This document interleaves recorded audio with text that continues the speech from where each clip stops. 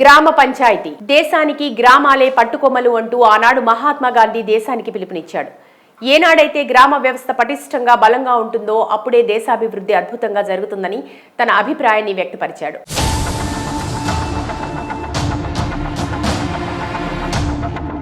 దేశ ఆర్థిక అభివృద్ధిలో నగరాల పాత్ర ఎంత ఉంటుందో గ్రామాల పాత్ర అంతకంటే ఎక్కువగానే ఉంటుంది.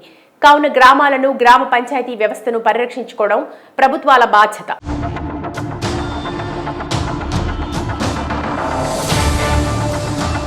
కానీ కొన్ని చోట్ల ప్రభుత్వాలు మాత్రం గ్రామ పంచాయతీలను చిన్నచూపు చూస్తున్నట్టుగా కనిపిస్తోంది.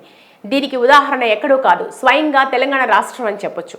ఇక వివరాల్లోకి వెళ్తే రాష్ట్రంలోని మొత్తం 540 మండలాల్లో 12,769 గ్రామ పంచాయతీలకు గాను 6,176 చోట్ల శాశ్వత భవనాలు లేక అంగన్వాడీ కేంద్రాల్లో, పాఠశాలల్లో, అద్దె భవనాల్లో గ్రామ పంచాయతీ పనులు సాగుతున్నాయి.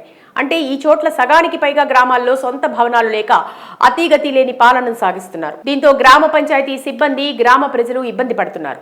రాష్ట్ర ఆవిర్భావం నాటికి 8,369 పంచాయతీలు ఉండగా కేసీఆర్ సర్కార్ తండాలను, గిరిజన గూడాలను గ్రామ పంచాయతీలుగా మార్చేసింది.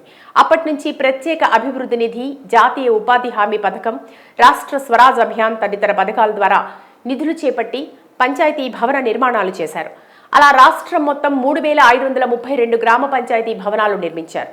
మిగతా పంచాయతీలకు వివిధ పథకాల కింద భవనాలు మంజూరు చేసినా వాటి నిర్మాణాలు పూర్తి కాలేదు. ప్రస్తుతం నిర్మాణాలు పూర్తయిన పంచాయతీలకు 800 కోట్ల మేర నిధులు విడుదల కావాల్సి ఉండగా ఆ బిల్లుల కోసం గుత్తేదారులు ప్రభుత్వ కార్యాలయాల చుట్టూ తిరుగుతున్నారు. ఇంకోవైపు రాష్ట్రంలో 1,000 గ్రామ పంచాయతీలు అద్దె భవనాల్లో ఉంటున్నారు.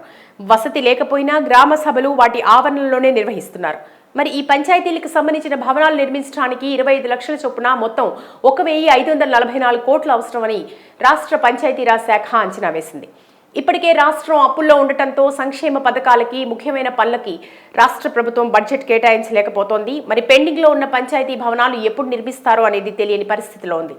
వీటి నిర్మాణాలకు తగినన్ని నిధులు ఇవ్వాలని కేంద్ర పంచాయతీరాజ్ శాఖ మంత్రిని ఇటీవల రాష్ట్ర శాఖ మంత్రులు సీతక్క కలవటం గమనార్హం. ఏది ఏమైనా గ్రామ పంచాయతీలకి సరిగ్గా వసతులు, సౌకర్యాలు లేకపోతే గ్రామ స్థాయిలో పరిపాలనకు కష్టసాధ్యం అవడమే కాదు, గ్రామాలకు, రాష్ట్ర ప్రభుత్వానికి మధ్య పంచాయతీరాజ్ వ్యవస్థ నిర్వీర్యమయ్యే ప్రమాదం కూడా ఉంటుందని చెప్పొచ్చు. అలా జరగకముందే రాష్ట్ర ప్రభుత్వం దీనిపై దృష్టి సారించి గ్రామాల్లో పంచాయతీ భవనాలు నిర్మించాలని కోరుకుందాం.